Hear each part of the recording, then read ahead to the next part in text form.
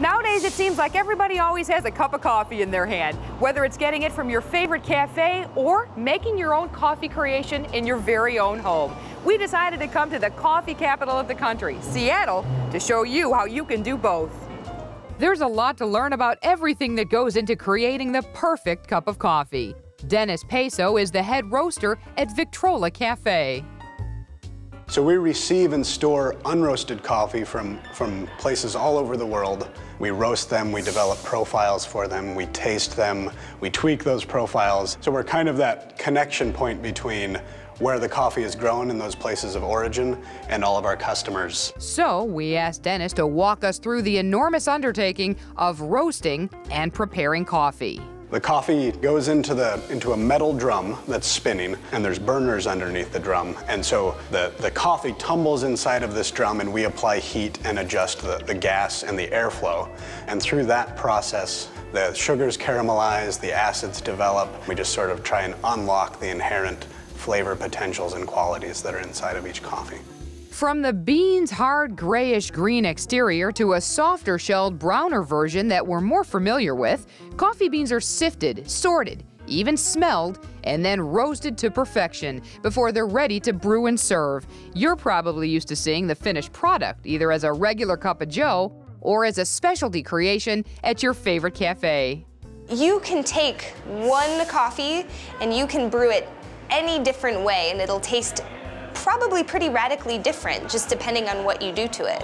One of the best ways to make a really great cup of coffee at home would be a pour-over. It puts you in control of all of your variables. You can adjust your grind, you can adjust the style of your pour, you can adjust the volume of water that you'd like to add, and it just is a way to really finely hone in and extract the best possible flavor profile from a particular type of coffee. Coffee lovers have more ways than ever to bring that smell and taste from the neighborhood cafe into the home. Designer Richard Landon created and constructed a specialty coffee bar in this kitchen. So Richard, so many people now have in-home coffee bars. Why the rise in popularity? It really sets you up to be the perfect host. You know, you come home from a busy day at work, you want to have your friends over just to decompress from the day, right? What better way to do that than to have them come over, have a little dessert, whatever it happens to be, give them some coffee. Just makes for a really nice way of starting a conversation. Or what about in the morning? You wake up and it's so easy to just come down and you make whatever kind of coffee your partner or your wife or your husband or your spouse, your child, whatever it happens to be, wants. He says when building an in-home coffee bar, the first thing you have to do is make sure you have enough space for your layout. There's a drawer there where you can have all your accoutrements. Some people store their beans in a refrigerator, which is very nice to have close by. You're always getting freshly ground. When people come in, they want to feel comfortable, and in this case, they come into the kitchen, there's a bar right here in front of them, and it's shaped in a hug, you know, this nice curve that says, come, sit, let's talk, let's chat. What can I offer you? You know, and right there behind them, they've got everything you might want. This coffee bar used to be a closet. Now it has room for a faucet, drawers in which to store beans, shelves, and it even leads into a sitting area. It makes the home look and feel a little trendier. Initially we did it because we thought it was cool.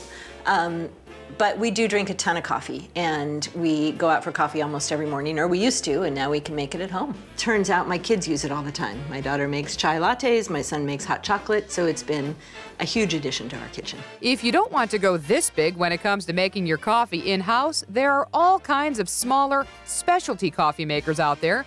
They include high-end brands that steam milk, hold beans, and make a mean espresso, to all kinds of popular pod machines. For those who prefer old-fashioned rituals, there's always the French press or the percolator. From the bean to the brew, now that we've given you some insight into what goes into making a great cup of Java, you can continue to enjoy your favorite coffee creation, either in your favorite cafe or in your very own home. Enjoy! What?